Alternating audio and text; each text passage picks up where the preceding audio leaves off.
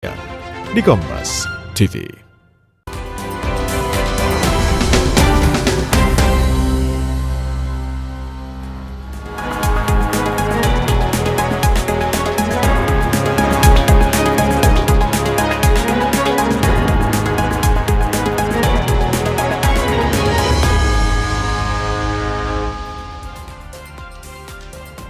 Anda masih bersama kami di Kompas Bisnis. Saudara, ekonomi Indonesia pada kuartal 2 tumbuh 5,29%. Kita lihat data lebih lengkapnya di tahun 2026 ini, di mana pada perekonomian Indonesia triwulan 2 2026 berdasarkan besaran PDB atau produk domestik bruto atas dasar harga berlaku ini PDB mencapai 6.552,1 triliun rupiah dan atas dasar harga konstan ini mencapai 3.576,2 triliun rupiah. Apabila kita melihat lebih detail lagi terkait dengan angka dari pertumbuhan ekonomi di tahun 2026, ini ada pelambatan di triwulan pertama 2026 ini ada di angka 5,61%, sementara di triwulan ataupun kuartal kedua ini melambat di 5,29%.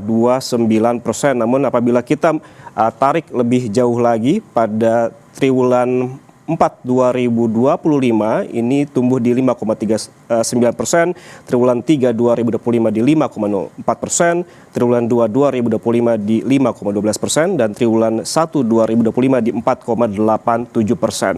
Sementara itu kita lihat juga saudara bagaimana pertumbuhan ekonomi menurut lapangan usaha secara tahunan di data berikutnya. Nah, ini berikut persentase pertumbuhannya saudara. Ada pertanian ini tumbuh di 0,80% begitu di kuartal kedua tahun ini. Sementara dari sektor pertambangan dan penggalian ini minus ataupun negatif 1,64%. Sementara di sektor industri pengolahan tumbuh 4,52%, konstruksi tumbuh 6,68%. Dan perdagangan serta reparasi ini tumbuh 6,39% dan lainnya di 6,67%. Sementara kita lihat juga saudara pertumbuhan PDB menurut pengeluaran.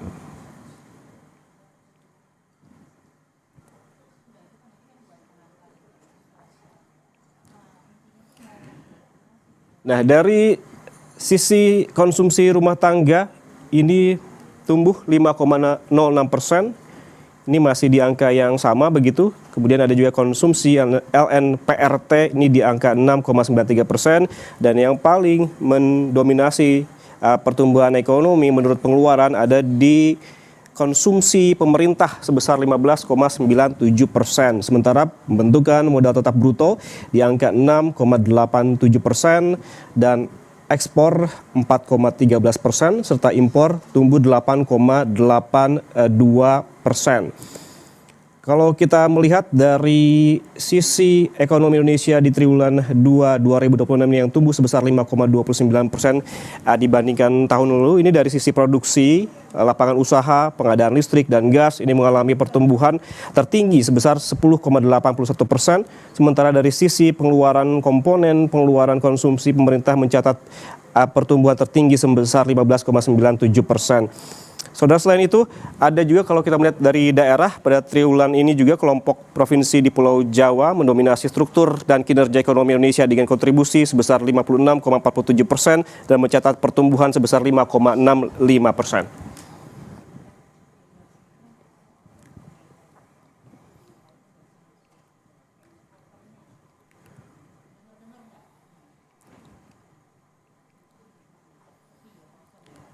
Saudara, apa kemudian yang menjadi faktor pendorong pertumbuhan ekonomi Indonesia pada kuartal 2 ini tumbuh 5,29%? Kita langsung berbincang dengan Amalia Adininggar Widyasanti, Kepala Badan Pusat Statistik. Bu Winnie, selamat pagi. Selamat pagi. Bu Winnie, kan ini ekonomi kuartal 2 ini tumbuh 5,29%. Namun ini melambat dibandingkan kuartal sebelumnya. Namun lebih tinggi dari ekspektasi sejumlah ekonom. Bagaimana penjelasannya, Bu? Ya, jadi tentunya di triwulan 2 ini, walaupun momen Idul Fitrinya sudah lewat karena memang momen Idul Fitri ada di triwulan 1, tetapi kita ketahui bahwa di triwulan 2 ini yang menjadi pengungkit pertumbuhan ekonomi adalah tentunya ada momen libur Idul Adha beserta juga beberapa long weekend ya, di situ ada beberapa hari libur juga. Kedua adalah karena faktor konsumsi masyarakat yang tumbuh tinggi di atas 15% dan tentunya kalau kita lihat dari segi andil terhadap pertumbuhan ekonomi konsumsi pemerintah saja atau belanja pemerintah ini memberikan konsumsi sekitar 1% basis poin terhadap total yang 5,29%. Hmm. Begitu. Oke, kalau kita concernnya dari pelambatan dibandingkan kuartal pertama tahun ini, apa yang menjadi penyebab atau pemicunya, Bu? Tentunya pertama daya beli masyarakat masih solid karena memang kalau kita lihat konsumsi masyarakat tumbuhnya masih terjaga di sekitar 5%. Kemudian yang kedua adalah investasi. Investasi kita itu kan masih tumbuh sekitar 6,87% atau 6,9%, dan ini tentunya di tengah ketidakpastian global investasi masih terus ekspansi. Dan ketiga tentunya ini stimulus pemerintah melalui belanja pemerintah yang tumbuh 15,97% atau mendekati 16%. Ini kan tentunya menjadi penopang dari pertumbuhan ekonomi kita di triwulan 2 2026. Kemudian kalau kita ketahui bahwa selama momen Idul Adha kan banyak masyarakat Indonesia juga melakukan kurban, sodako, begitu ya. Ini masuknya catatannya di dalam konsumsi lembaga non-profit rumah tangga atau LNPRT di dalam PDB kami tumbuhnya 6,93%. Oke. Dan kita lihat juga produksi dari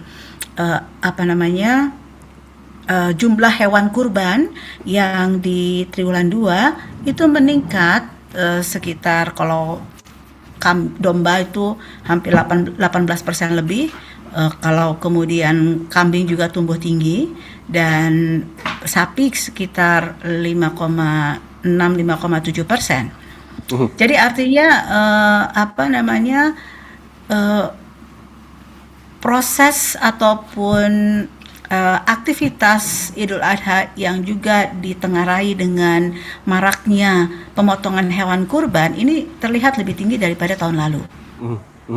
Berarti momentum ataupun event Idul Adha ini cukup membantu di pertumbuhan ekonomi di kuartal kedua ini ya, Bu ya. Dan juga tadi Ibu sempat menyinggung terkait dengan investasi dan juga stimulus yang memang masih mendorong pertumbuhan ekonomi. Namun kita bahas lebih jauh nanti terkait dengan investasi. Yang pertanyaan selanjutnya, Bu, ini adalah dari lapangan usaha. Industri mana saja sih yang memberikan kontribusi terbesar pada kuartal 2 ini? Ya, jadi memang kalau kita lihat pertumbuhan industri pengolahan di triwulan 2 kalau kita bandingkan dengan triwulan 1 ini relatif melambat karena tumbuhnya di bawah 5%, yaitu 4,52%. Kemudian kalau kita perhatikan juga di industri pengolahan ini kan kita bisa breakdown ya, jenis industri apa saja sebenarnya yang memang memberikan kontribusi terhadap pertumbuhan industri manufaktur. Pertama adalah tentunya industri logam dasar.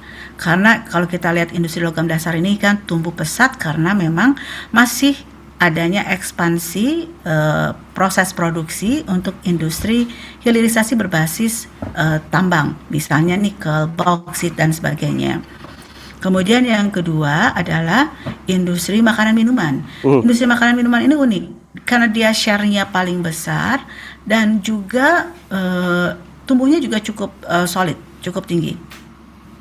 Dan berikutnya adalah industri tekstil. Kemudian yang ketiga adalah industri alat angkut, lagi tumbuh sekitar 6%. Dan juga yang kelima adalah industri kimia dan farmasi. Oke, Bu, ini tadi Anda sempat menyinggung sedikit terkait dengan stimulus pemerintah begitu yang memang menjadi faktor pendorong dari pertumbuhan ekonomi di kuartal 2 ini. Stimulus pemerintah melalui penyerapan konsumsi lewat gaji ke-13 ASN dan juga selain itu ada juga program MBG. Ini sebetulnya seberapa besar datanya berkontribusi ke pertumbuhan ekonomi kuartal 2 ini, Bu? Ya, jadi stimulus pemerintah ini kan untuk triwulan 2 macam-macam ya, Mas. Jadi pertama untuk mendorong konsumsi rumah tangga, gaji ke-13 digulirkan oleh pemerintah di bulan Juni. Bahkan di awal Juni, di mana di awal Juni ini artinya kan masuk ke dalam triwulan 2. Kedua adalah ini apa namanya? Insentif-insentif lain seperti diskon tiket pesawat, kereta api, dan beberapa juga stimulus pemerintah. Itu pertama ada 2 jalurnya. Pertama adalah untuk menjaga daya beli masyarakat, memastikan konsumsi masyarakat tetap solid. Yang kedua adalah jalurnya terhadap pertumbuhan ekonomi adalah realisasi belanja pemerintah yang kelihatannya memang di triwulan 2 ini jauh lebih tinggi dibandingkan dengan triwulan 2 2025. Artinya ini terlihat bahwa percepatan belanja pemerintah sejak awal tahun itu kita rasakan dan kita lihat dari perhitungan PDB kami yang untuk konsumsi pemerintah tersebut. Artinya kalau tumbuhnya tinggi itu berarti terjadi percepatan realisasi belanja pemerintah yang biasanya tertumpuk di akhir tahun. Kalau yang tahun ini sejak 2026 pemerintah komitmen untuk mempercepat realisasi belanja pemerintah sejak awal tahun, dan ini tercermin di dalam PDB kita di sisi pengeluaran. Oke, berarti kalau kita breakdown lebih detail terkait dengan program MBG, seberapa besar kontribusinya seperti apa, Bu, terhadap pertumbuhan ekonomi? Iya, itu kan campur-campur ya. Jadi ada, maksud saya berbagai program pemerintah sudah kami hitung di dalam perhitungan PDB kami. Tidak hanya MBG, tetapi juga seperti program 3 juta rumah, kemudian pembangunan sekolah rakyat dan juga pembangunan perbaikan renovasi sekolah-sekolah negeri, kemudian berbagai pembangunan infrastruktur yang dilakukan oleh pemerintah itu sudah kami masukkan di dalam perhitungan PDB kami, sehingga tidak heran kalau memang berbagai program pemerintah yang sudah terrealisasi di triwulan 2 ini juga membantu untuk menjaga pertumbuhan ekonomi Indonesia di triwulan 2 2026, walaupun sebenarnya kita ini di tengah ketidakpastian global yang cukup tinggi. Oke, baik, kita bergeser ke sisi investasi, Bu. Ini ada PMTB yang juga membukukan pertumbuhan positif yang berasal dari investasi pemerintah maupun swasta. Ini jelasnya seperti apa, Bu? Investasi ini tentunya mayoritas memang dari investasi swasta, sekitar 10% itu dari investasi pemerintah dan juga ada investasi BUMN. Jadi kalau kita lihat asalnya dari investasi ini ada 3 institusi penyumbang investasi di Indonesia, BUMN, pemerintah, dan swasta. Proporsi investasi swasta ini besar. Dan kalau kita perhatikan, memang di triwulan 2 ini investasi yang besar adalah PMA. Dan kedua, dari segi sektornya, memang yang paling banyak adalah investasi di industri logam, terutama logam dasar, kemudian juga ada di perdagangan dan transportasi. Baik, berarti ada beberapa hal yang mesti digarisbawahi ya, Bu, ya, termasuk tadi faktor pendorong pertumbuhan ekonomi di kuartal 2 ini ada investasi, ada juga stimulus, dan Ibu juga tadi menyebutkan yang menjaga pertumbuhan ekonomi juga adalah program-program utama dari pemerintah yang memang perlu juga diapresiasi begitu. Terima kasih banyak Bu Amalia Dininggar Widiasanti, Kepala Badan Pusat Statistik, atas waktunya bersama kami di Kompas Bisnis. Bu, sehat selalu.